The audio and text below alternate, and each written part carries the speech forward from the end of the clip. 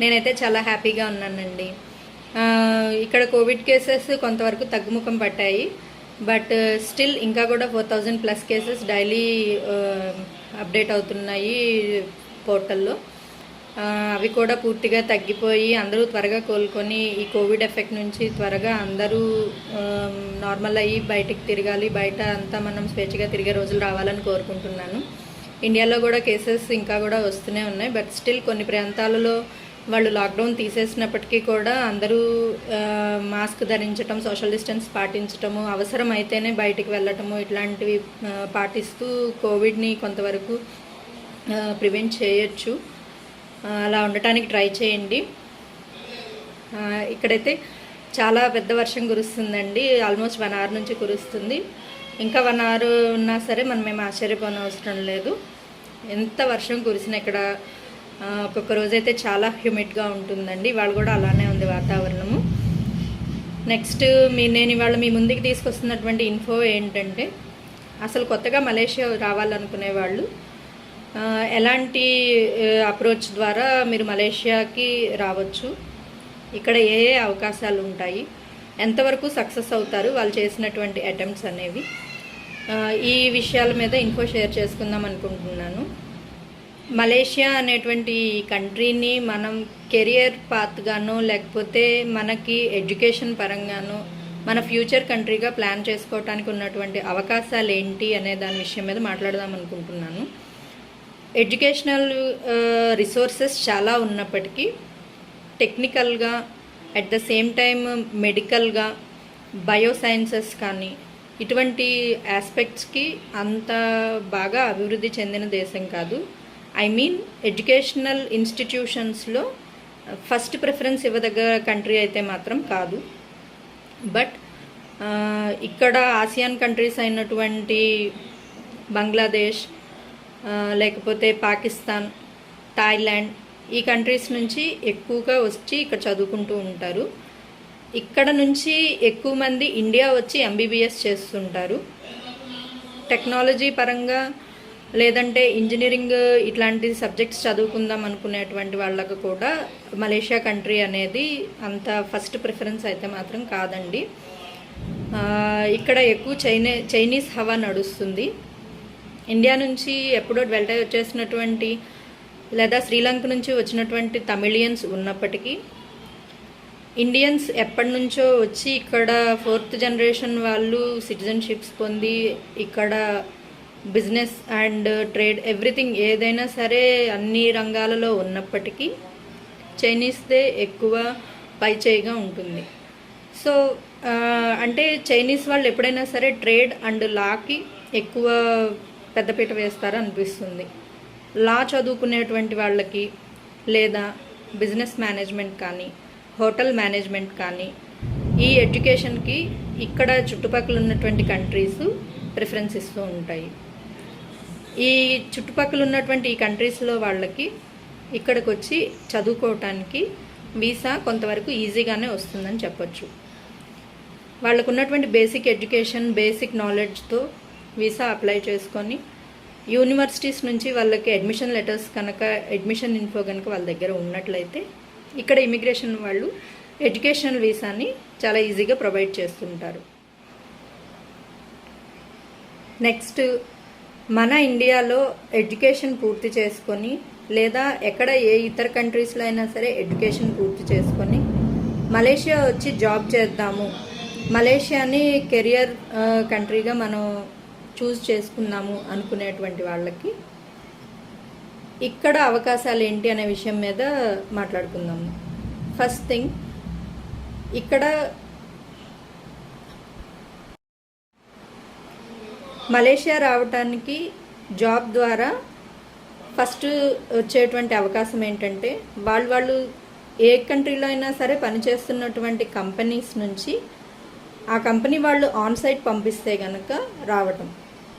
Second thing, ఇక్కడ consultants ద్వారా employment visa లేదా డిపెండెంట్ వీసా లేదా సోషల్ విజిట్ వీసా లేదా విజిట్ వీసా, ఇవేవి కాకుండా బిజినెస్ వీసా కూడా ఉంటుంది. ఇలా కూడా ఈ కంట్రీకి రావచ్చు. బిజినెస్ వీసా అనేది అందరికీ కూడా తెలిసిందే.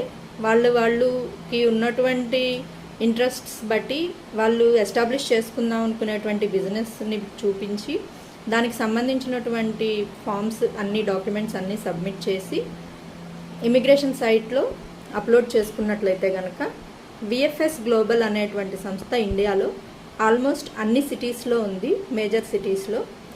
అక్కడికి వెళ్ళి వాళ్ళ డాక్యుమెంట్స్ అన్నీ సబ్మిట్ చేసి వీసాని పొంది ఇక్కడికి వచ్చి మళ్ళీ సెకండ్ టైం స్టాంపింగ్ పొందితే కనుక ఇక్కడ వాళ్ళు చేయబోయేటువంటి బిజినెస్ని వాళ్ళు రన్ చేయాలనుకునేటువంటి టైం పీరియడ్ని బట్టి వాళ్ళకి వీసా అనేది శాంక్షన్ అవుతుంది. నెక్స్ట్, జాబ్ ద్వారా ఇక్కడికి రావాలనుకునే వాళ్ళకి ఆన్ సైట్ కాకుండా మరొక అవకాశం ఏంటంటే కన్సల్టెంట్స్ ఉంటారు. ఈ కన్సల్టెంట్స్ ఏంటంటే మనకు తెలిసినటువంటి number of job portals, job street ఇవన్నీ ఉన్నాయి కదా. ఈ జాబ్ పోర్టల్స్ ద్వారా అప్లై చేసుకున్నటువంటి క్యాండిడేట్స్ని గ్రాప్ చేసి వాళ్ళకి కాల్స్ చేసుకొనో లేదా మెయిల్స్ ద్వారానో కన్సల్ట్ అయ్యి వాళ్ళకి సంబంధించినటువంటి వాళ్ళకు ఉన్నటువంటి క్వాలిఫికేషన్స్ని బట్టి జాబ్ ఆఫర్ ఇచ్చి ఆ జాబ్ ఆఫర్ ద్వారా వీసాని రన్ చేసి వీసా డాక్యుమెంట్స్ సబ్మిట్ చేసుకొని ఇమిగ్రేషన్ సైట్ ద్వారా రావచ్చు. మరొకటి, ఈ కన్సల్టెంట్స్ అనేటువంటి వాళ్ళు ఎంప్లాయ్మెంట్ వీసాస్ కూడా ప్రొవైడ్ చేస్తారు. Employment visas on the basis by showing them a good job. And ఇలా ప్రొవైడ్ చేసినటువంటి ఎంప్లాయ్మెంట్ వీసాస్ అనేవి వాళ్ళకి మెయిన్ క్రైటీరియా క్యాండిడేట్ దగ్గర బేసిక్ క్వాలిఫికేషన్స్ ఉండాలి. ఎట్ ద సేమ్ టైం వాళ్ళు కొంత అమౌంట్ని స్పెండ్ చేసుకోగలిగి ఉండాలి.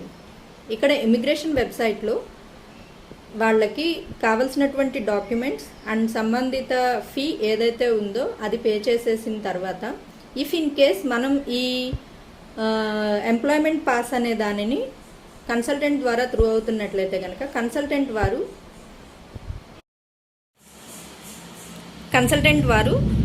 వాళ్ళ కంపెనీ ఇష్యూ చేసేటువంటి ఛార్జెస్ ప్రకారము ఈ క్యాండిడేట్ మీద ఆ అమౌంట్ని వసూలు చేస్తుంటారు. బట్ ఇలా వచ్చినటువంటి ఎంప్లాయ్మెంట్ పాస్ అనేది ఎక్కువ కాలం మనకి సేఫ్ కాదు.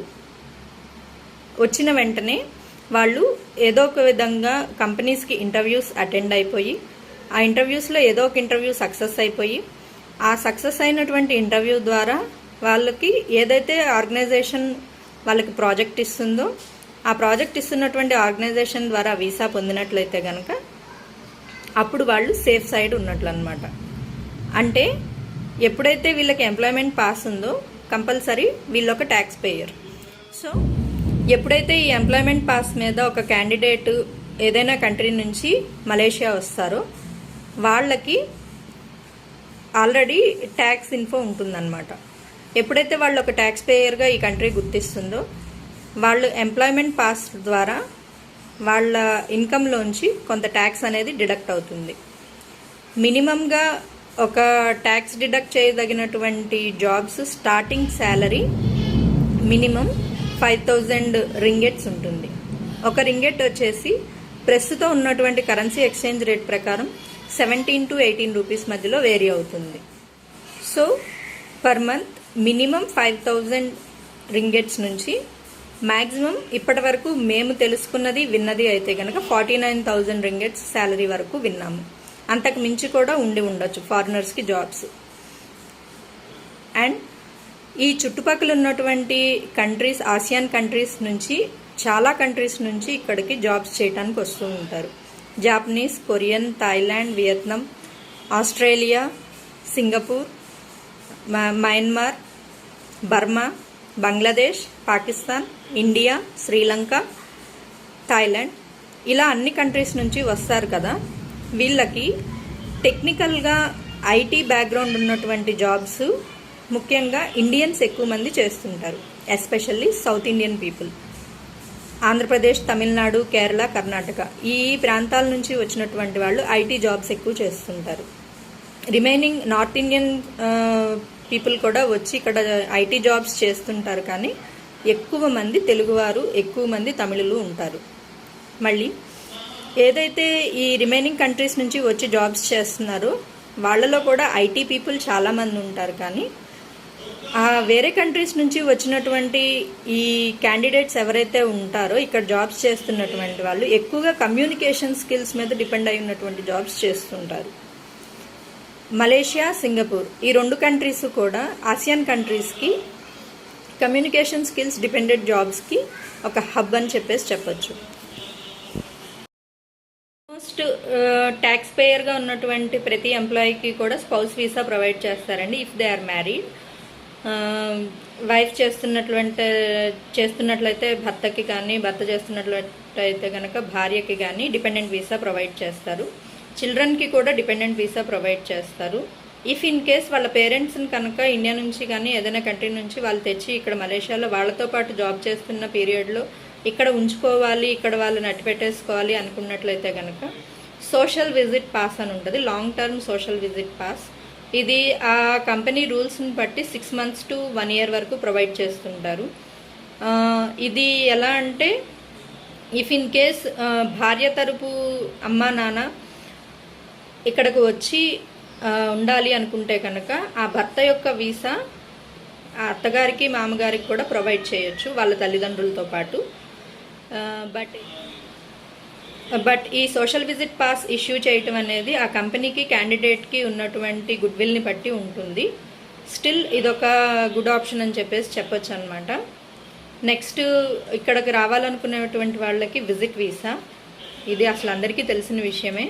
ఇండియాలో ఉన్నటువంటి విఎఫ్ఎస్ గ్లోబల్ ద్వారా మినిమం ఛార్జెస్ పే చేసుకొని ఏవైతే వాళ్ళు ఇన్ఫోలో షేర్ చేసినటువంటి ఛార్జెస్ ఉన్నాయో అవి పే చేసుకొని వాళ్ళకి సంబంధించినటువంటి పాస్పోర్ట్ డాక్యుమెంట్ ఇట్లాంటివన్నీ సబ్మిట్ చేసేస్తే 1 weekలో విజిట్ వీసా వచ్చేస్తుంది. సో ఆ విజిట్ వీసా అనేది యాక్చువల్గా 1 month ఇస్తారు. ఇప్పుడు కోవిడ్ పాండమిక్ వలన ఇక్కడికి వచ్చి విజిట్ చేయాలనుకునేటువంటి వాళ్ళకి అవకాశం లేదు. త్వరగా ఈ కోవిడ్ సిచ్యువేషన్ అంతా వెళ్ళిపోయి మళ్ళీ ఇదొక మంచి విజిటింగ్ ప్లేస్ లాగా తయారైపోవాలని నేను కోరుకుంటున్నానండి. ఎందుకనంటే ప్రతి కంట్రీ నుంచి ఎక్కువగా ఇక్కడికి రష్యన్స్ విజిట్ చేస్తూ ఉంటారు. రష్యన్స్ మెయిన్ ఇయర్లో 2 or 3 months కష్టపడతారు, మిగిలిన టైం అంతా కూడా ట్రావెలింగ్లో స్పెండ్ చేస్తారు. ఎక్కువ మంది రష్యన్స్ ఇక్కడికి వచ్చి మలేషియాలో అక్కడ ఇక్కడ తిరుగుతూ కనిపిస్తూ అప్పుడప్పుడు హాయ్ చెప్తూ ఇట్లా కనిపిస్తుంటే మాకు చాలా హ్యాపీగా అనిపించేది. నెక్స్ట్ ఇక్కడికి వచ్చినటువంటి వాళ్ళకి ఖర్చులు ఎలా ఉంటాయి, మినిమంగా ఒక సింగిల్ పర్సన్ ఇంకా పెళ్లి కానటువంటి వాళ్ళు వచ్చి లేదా ఇండియాలో ఫ్యామిలీ కానీ లేదా వాళ్ళ కంట్రీస్లో ఫ్యామిలీ కానీ ఉండి ఇక్కడికి వచ్చి జాబ్స్ చేసుకోవాలనుకునేటువంటి వాళ్ళకి మాత్రం పర్ మంత్ వచ్చేసి 2000 to 2500 ringgits ఖర్చు అవుతుంది. ఇఫ్ ఇన్ కేస్ వాళ్ళు సింగిల్ రూమ్లో ఉండి అంటే ఎలా అంటే పేయింగ్ గెస్ట్ లాగా ఆల్రెడీ ఫుల్ యూనిట్ అద్దెకి తీసుకొని ఉన్నటువంటి వాళ్ళలో సింగిల్ రూమ్స్లో ఉండాలి అనుకునేటువంటి వాళ్ళకి 2000 అనేది 2000 to 2500 అనేది చాలా లగ్జరియస్ అమౌంట్ అని చెప్పొచ్చు. ఇండియా అమౌంట్లో వచ్చేసి 50,000 ఖర్చు అవుతుంది, 50,000 రూపాయల్లో. రూమ్ రెంట్ వచ్చేసి 600 ringgits ఉంటుంది. ఫుడ్ వచ్చేసి మేము ఉంటున్నటువంటి ఏరియా బ్రిక్ ఫీల్డ్స్ అండి, కౌలాలంపూర్లో. ఈ బ్రిక్ ఫీల్డ్స్ ఏరియాలో ఏదైనా సరే వారి కంట్రీ ఫుడ్స్ ఏవైనా సరే ఇక్కడ దొరికేస్తుంటాయి. ఏదర్ ఇన్ హోటల్స్ కానీ గ్రోసరీస్ కానీ అన్నీ కూడా అవైలబుల్గానే ఉంటాయి. ఇఫ్ ఇన్ కేస్ ఒక ఫ్యామిలీ ఉండాలి, వైఫ్ అండ్ హస్బెండ్ 2 children ఇలా ఉండాలి అనుకుంటే కనుక హౌస్ రెంట్ వచ్చేసి మినిమం 900,000 ringgits నుండి ఇంకా వారు ఎఫర్ట్ చేసుకోగలిగిన విధంగా 4,500 ringgits వరకు 5,000 ringgits వరకు కూడా హౌజెస్ అవైలబిలిటీ ఉంటాయి, లేదా అపార్ట్మెంట్స్లో యూనిట్స్ అవైలబిలిటీ ఉంటాయి. చాలా లగ్జూరియస్ యూనిట్స్ ఉన్నాయి, లేదంటే మినిమంగా మన ఇండియాలో ఉన్నటువంటి అట్లాగా కనిపించేటువంటి అపార్ట్మెంట్స్ చాలు అనుకుంటే అలా ఉండేటువంటి అపార్ట్మెంట్స్ కూడా ఉంటాయి. బట్ ఇక్కడ ఏంటంటే ఎవరికైనా సరే ఫుడ్ అండ్ క్లాతింగ్ ఇట్లాంటివన్నీ కూడా అవైలబుల్గా ఉంటాయి కాబట్టి బ్రతకడానికి ఈజీగా ఉండేటువంటి కంట్రీ అని చెప్పొచ్చు. ఇక్కడి అపార్ట్మెంట్స్ని కండోమినియమ్స్ అంటారండి. కండోమినియం అనేటువంటిది ఏంటంటే ఇక్కడ వీళ్ళు దానికి ఇచ్చినటువంటి రియల్ మీనింగ్ ఏంటంటే ఏదైతే గేటెడ్ కమ్యూనిటీలో కేవలం in and out 2 ways provide చేస్తూ 2 చోట్ల కూడా గార్డ్ హౌస్ ఉండి సెక్యూరిటీ గార్డ్స్ ద్వారా సెక్యూర్ చేయబడి అట్ ద సేమ్ టైం ఈ ప్లేస్లో ఉన్నటువంటి 1 బ్లాక్ నుంచి 4 or 5 బ్లాక్స్ వరకు ఎన్నైనా ఉండొచ్చండి. ఆ గేటెడ్ కమ్యూనిటీలోనే swimming pool, gym, play area, restaurant ఇట్లాంటివన్నీ, డిపార్ట్మెంటల్ స్టోర్స్ అన్నీ ప్రొవైడ్ చేసి ఉండేటువంటి గేటెడ్ కమ్యూనిటీని వీళ్ళు కండోమినియమ్స్ అంటారనమాట. ఉంటున్నటువంటి కండోమినియం పేరు Palm Court condominium Brickfields. ఇక్కడ అన్నీ అవైలబుల్గా ఉంటాయి. అండ్ ఇంకా చాలా ఇన్ఫో ఉందండి మీతో షేర్ చేసుకోవాల్సింది. ముందు వీడియోస్లో నేను షేర్ చేసుకోవడానికి ట్రై చేస్తాను. నా వీడియోస్ కనుక మీకు నచ్చినట్లయితే లైక్ చేయండి, షేర్ చేయండి, సబ్స్క్రైబ్ చేయండి. అండ్ కొత్తగా ఎవరైనా సబ్స్క్రైబ్ చేసుకున్నట్లయితే మాత్రం బెల్ ఐకాన్ క్లిక్ చేయడం మాత్రం మర్చిపోమాకండి, ఎందుకంటే నోటిఫికేషన్స్ మిస్ అవుతారు. అట్ ద సేమ్ టైం ఇప్పుడైతే చాలా మంచిగా వర్షం పడుతుంది. వర్షం చూస్తూ నేను హ్యాపీగా ఎంజాయ్ చేస్తానండి.